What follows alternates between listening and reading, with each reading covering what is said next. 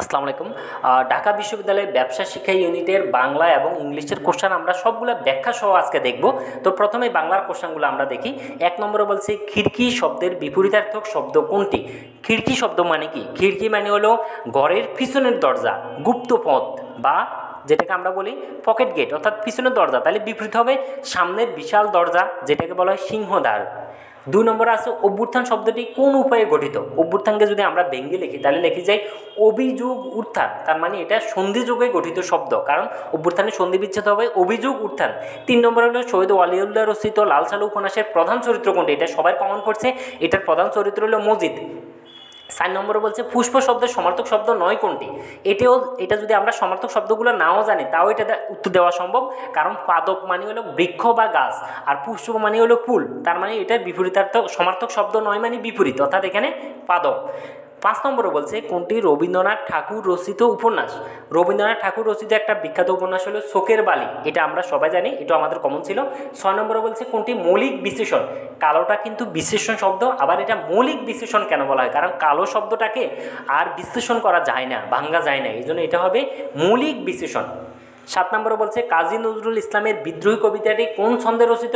এটা হলো মাত্রাবৃত্ত ছন্দে রচিত।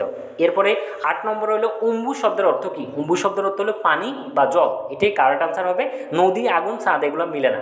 9 নম্বর আমাদের যুক্ত বর্ণ দেওয়া আছে, আমরা যদি এই যুক্ত বর্ণটাকে একটু ভেঙে লিখি তাহলে কারেক্ট আনসার হবে বর্গীয় জ যোগ ইয়। এরপরে 10 নম্বর হলো মনোযোগ, এটার সন্ধি বিচ্ছেদ হবে মনো বিসর্গ যোগ যোগ যোগ, মনোযোগ, এটা কারেক্ট অ্যান্সার হবে 10-এর এ। 11 নম্বর হবে উপশহর কোন ধরনের সমাস? উপশহর হলো শহরের সদৃশ, তার মানে এটা হবে অব্যয়ীভাব সমাস। 12 নাম্বার তার হাসিতে গান কমা তাহার কান্নায়ও গান, এটা যৌগিক বাক্য, কেন?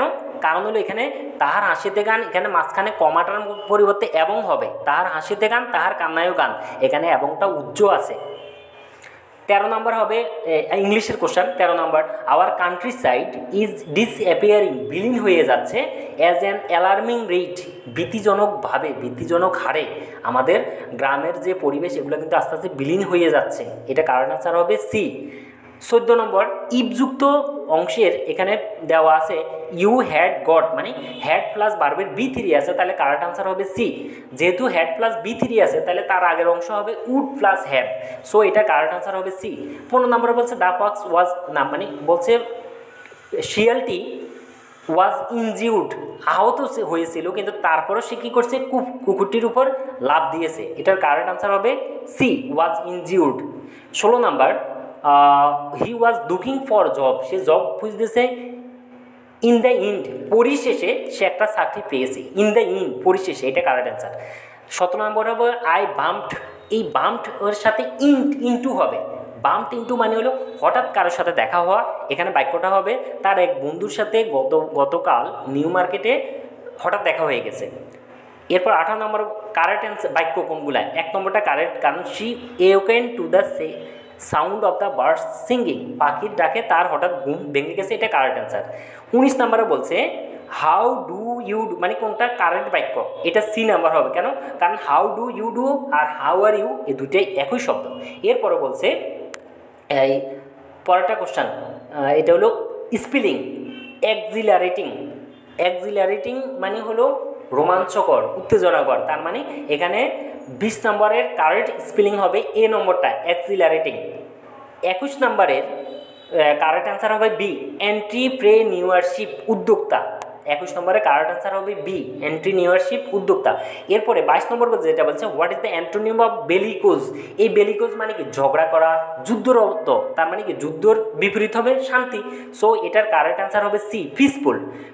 এরপরে 23 নম্বর বলছে meaning of the idiom to spill the beans, to spill the beans মানে কি? টু স্পিল দ্য বিনস মানে হলো গোপন কোনো কিছু পাস করে দেওয়া, তার মানে কারেক্ট আনসার হবে B, to reveal a secret, গোপন পাস করে দেওয়া।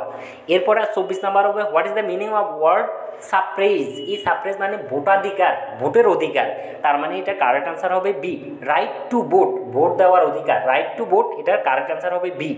এটা ছিল আমাদের আজকের বাংলা এবং ইংলিশের প্রশ্নের সমাধান। এখানে যদি কারো কোনোটা প্রশ্ন আমি ভুল বলে থাকি বা কোনোটা যদি কারো কাছে সন্দেহ লাগে তাহলে সেক্ষেত্রে কমেন্ট করলে আমি সেটা অবশ্যই রিপ্লাই দেওয়ার চেষ্টা করব। ধন্যবাদ, আসসালামু আলাইকুম।